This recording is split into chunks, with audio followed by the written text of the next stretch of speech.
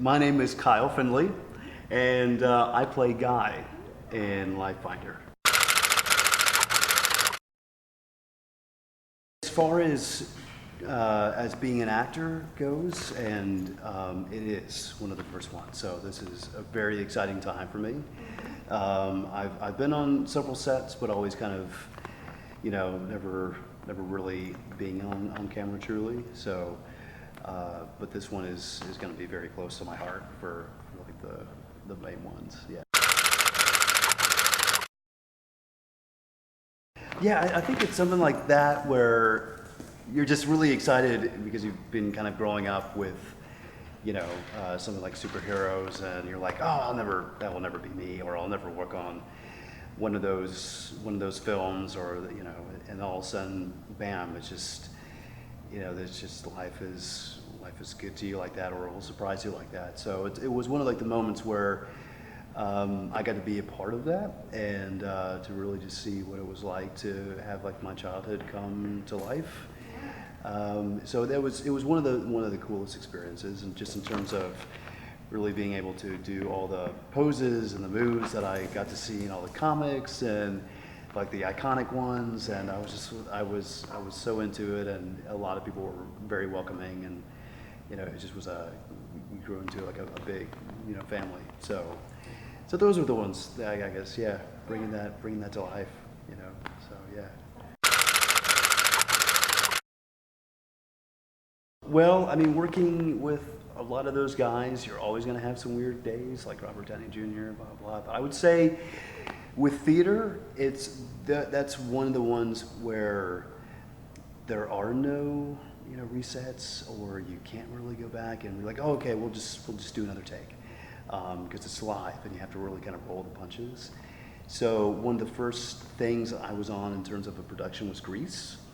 And I played Sonny in that. It was really, really cool. It was really a lot of fun.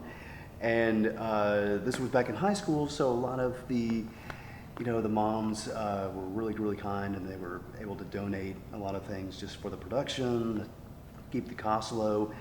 And I think one very kind lady donated like this Tiffany type of punch bowl for one of the party scenes, and we're like, why would you donate like that, like a Tiffany? And we're like, oh no, it's fine.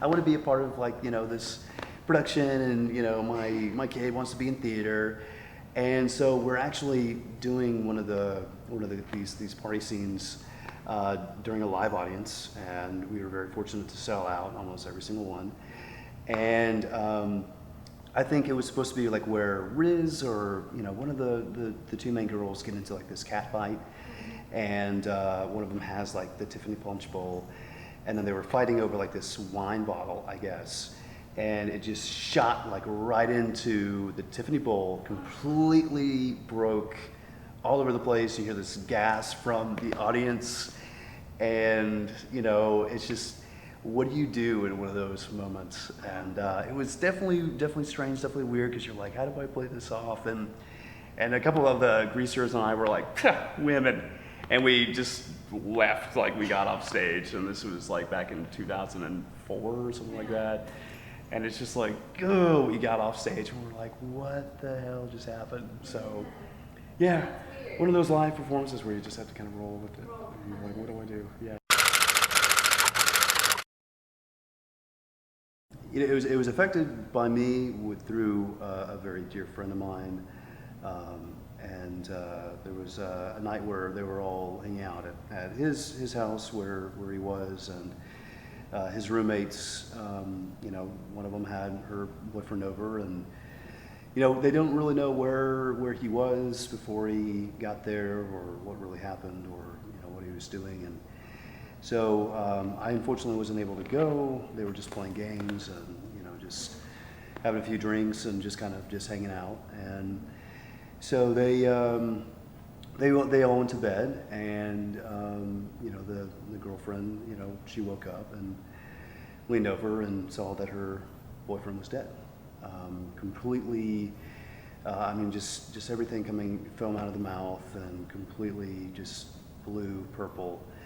And my whole, like my best friend is telling me the story about like how he really had to be, the person to have everything on his shoulders. At that point, he had to go and try to even resuscitate him, and try to see if he was able to do anything on his part.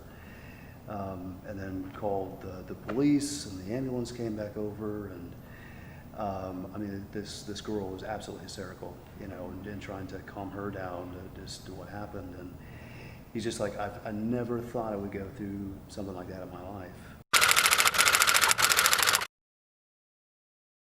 I think for people that could really relate to it, they need something, to hold on to, or something that could be really dear to them.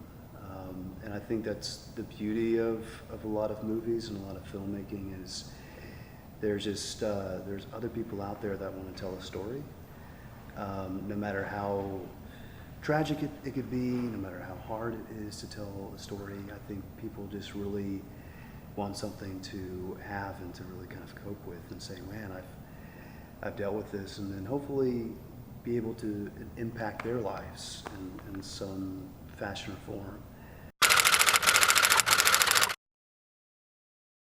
I'm like, I love pastries. So anything from like cookies to donuts to like danishes, I know. I'm like, no, don't give in.